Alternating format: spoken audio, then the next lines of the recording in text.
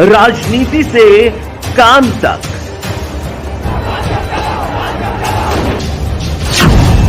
अपराध से अंजाम तक, खेत से खलिहान तक, खिलाड़ी से मैदान तक, आईफा की धमाकेदार रात, सितारों से आसमान तक, अब हर खबर पर होगी हमारी नजर। पल पल बदलती देश और दुनिया की हर खबर पाइए सीधा अपने मोबाइल पर। क्या है योगी आदित्यनाथ की शक्ति का राज? क्या योगी के साथ चलते हैं 84 सिद्ध योगी? क्या ये सिद्ध और महायोगी ही योगी को प्रधानमंत्री भी बनाएंगे? दोस्तों, आज देश रही पूरी दुनिया में योगी आदित्यनाथ की ताकत का डंका बज रहा है। अमेरिका के न्यूयॉर्क टाइम्स से लेकर अरब देशों के अखबारों और उनकी पार्लियामेंट तक में योगी की ताकत की गूंज सुनाई दे रही है। देश के सबसे बड़े राज्य उत्तर प्रदेश के मुख्यमंत्री योगी आदित्यनाथ जैसे जैसे भ्रष्टाचार, अत्याचार, अपराध और माफिया को मिट्टी में मिलाते जा रहे हैं, वैसे वैसे उन लोगों के माथे की शिकन बढ़ती जा रही है जिन लोगों की ताकत का आधार भ्रष्टाचार, अपराध और माफिया है। दोस्तों, सवाल उठता है कि योगी आदित्यनाथ की शक्ति का राज क्या है जिससे गुंडे, अपराधी और माफिया कांपते हैं? योगी आदित्यनाथ की शक्ति का राज क्या है जिससे वो निडर होकर जनता की सेवा करते हैं? योगी आदित्यनाथ की शक्ति का राज क्या है जिससे वो राजनीति में आने के बाद लगातार ऊंचाइयों को छूते जा रहे हैं? शक्ति के राज को उजागर करने जा रहा है। दोस्तों, योगी आदित्यनाथ मूल रूप से एक सन्यासी हैं और संत हैं।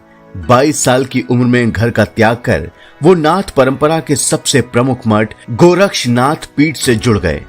वास्तव में नाथ परंपरा और गोरक्ष मठ से जुड़ना ही योगी की शक्ति का आधार है।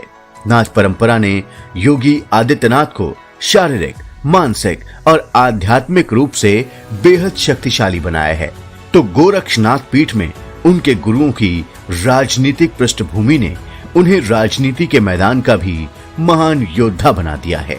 सबसे पहले बात करेंगे नाथ परंपरा की उन शक्तियों की जिनका संचार गुरु शिष्य परंपरा के जरिए योगी आदित्यनाथ में भी हो रहा है। दोस्तों, प्राचीन सिद्धों की परंपरा से नाथ परंपरा का उदय हुआ है। नाथ परंपरा के उदय के बाद इसे सिद्धनाथ परंपरा भी कहा जाने लगा है। सिद्धों की परंपरा में कई सिद्ध हुए हैं, लेकिन इनमें 84 सिद्ध प्रमुख हैं जिनके पास अनेक सिद्धियां और शक्तियां हैं। सिद्धों से निकली नाथ परंपरा के संत कठोर साधना, हठ योग और ब्रह्मचर्य का बहुत कड़ाई से पालन करते हैं। इस परंपरा में भी कई नाथ हुए हैं, लेकिन इनमें से 9 नाथ प्रमुख हुए हैं। ये 9 नाथ हैं मत्स्येंद्रनाथ, गोरखनाथ, गहिनीनाथ, जालंधरनाथ, कानिफनाथ, भर्तरीनाथ, रेवणनाथ, नागनाथ, चरपटीनाथ। मत्स्येंद्रनाथ के बाद उनके शिष्य गोरक्षनाथ ने नाथ परंपरा को आगे बढ़ाया। गोरक्षनाथ ने बिखरी हुई इस परंपरा और उसकी योग विद्याओं को एक जगह एकत्र कर इस परंपरा को एक संगठित रूप प्रदान किया। गोरक्षनाथ को गोरखनाथ के नाम से भी जाना जाता है। नाथ परंपरा के आराध्य देव भगवान शिव हैं। ये हठ योग की साधना पद्धति पर आधारित पंथ है। इस पंथ के साधक सात्विक भाव से भगवान शिव की भक्ति करते हैं। वो शिव को अलख नाम से पुकारते हैं। नाथ परंपरा के साधक उम्र के अंतिम पड़ाव में किसी एक स्थान पर रुककर अखंड धूनी रमाते हैं, जबकि कुछ साधक हिमालय की गुफाओं में चले जाते हैं। सिद्धनाथ परंपरा में कुंडलिनी जागरण का विशेष स्थान है। कुंडलिनी साधना से साधक के अंदर शक्ति का संचार होता है।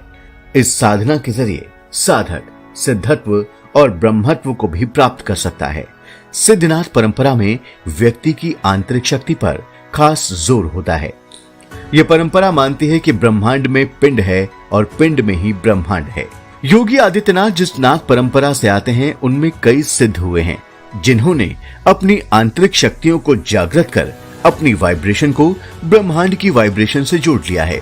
उनके लिए इस ब्रह्मांड का कोई भी व्यक्ति या पदार्थ उनसे अलग नहीं है। वो वही करते हैं जो इस पूरे संसार की भलाई के लिए होता है। संसार की भलाई के लिए वो कुछ भी कर सकते हैं, भाग्य बदल सकते हैं, युग बदल सकते हैं, जो नहीं है उसे भी क्रिएट कर सकते हैं। ऐसा माना जाता है कि सिद्ध और नाग परंपरा में शिवत्व को प्राप्त कर चुके कई महान सिद्धों का आशीर्वाद योगी आदित्यनाथ के साथ हमेशा रहता है। कहा जाता है कि योगी आदित्यनाथ जहां भी आते जाते हैं 84 सिद्धों और 9 नाथों की कृपा हमेशा उनके साथ रहती है। कहा तो ये भी जाता है कि योगी आदित्यनाथ के भाग्य में मुख्यमंत्री बनने का योग नहीं था, लेकिन इन भाग्य को बदलने की शक्ति रखने वालों सिद्धों और नवनाथों की कृपा से वो मुख्यमंत्री बने, और इन सिद्धों की कृपा रही तो वो एक दिन प्रधानमंत्री भी बन जाएंगे। ये इन सिद्धों की ही शक्ति है जिनकी वजह से मुख्यमंत्री के तौर पर योगी आदित्यनाथ निडर होकर कड़े फैसले लेते हैं। सनातन की जिस नाथ परंपरा से योगी आदित्यनाथ आते हैं उसमें किसी भी धर्म या जाति के लिए कोई भेदभाव नहीं है। इस परंपरा की एक ही कसौटी है, संपूर्ण संसार में सात्विक और पॉजिटिव शक्तियों का उत्कर्ष हो और नकारात्मक और राक्षसी शक्तियों का नाश हो। इसलिए जब भी नकारात्मक या राक्षसी शक्तियां सिर उठाती हैं तो योगी आदित्यनाथ उसे कुचलने में तनिक भी देर नहीं करते। अब बात करते हैं उस गोरक्षनाथ पीठ की जिसके पीठाधीश्वर खुद योगी आदित्यनाथ हैं। इस पीठ का देश की आजादी से पहले ही राजनीति में दखल रहा है। 1920 में गोरक्ष पीठ के पीठाधीश्वर दिग्विजयनाथ ने कांग्रेस के असहयोग आंदोलन में हिस्सा लिया था।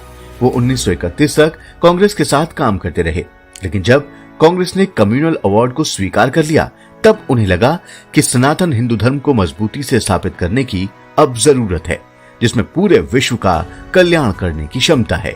दिग्विजयनाथ 1937 में हिंदू महासभा में शामिल हो गए। आजादी के बाद 1967 में दिग्विजयनाथ हिंदू महासभा के टिकट पर गोरखपुर के सांसद चुने गए। दिग्विजयनाथ अपने शिष्य अवैधनाथ को भी राजनीति में ले आए।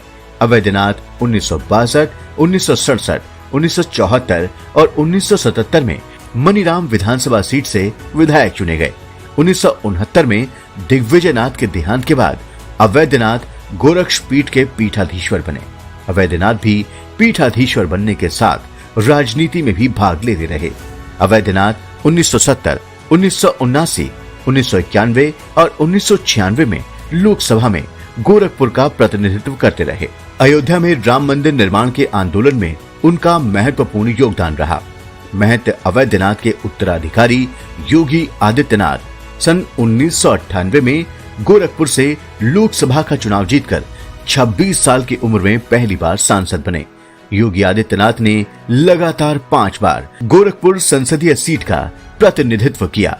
2017 में वो पहली बार उत्तर प्रदेश के मुख्यमंत्री बने। उनके नेतृत्व में 2022 के विधानसभा चुनाव में बीजेपी ने फिर से बहुमत हासिल किया और वो दूसरी बार मुख्यमंत्री बने। साफ है कि योगी आदित्यनाथ को अपनी गुरु परंपरा से न केवल आध्यात्मिक उपलब्धियां मिली बल्कि उन्हें एक मजबूत राजनीतिक पृष्ठभूमि भी मिली। कहा जाता है कि इन्हीं वजहों से वो संत होने के साथ साथ एक कुशल राजनेता भी बन गए हैं। दोस्तों, योगी आदित्यनाथ की इस आध्यात्मिक परंपरा पर हमारा ये वीडियो आपको जरूर पसंद आया होगा।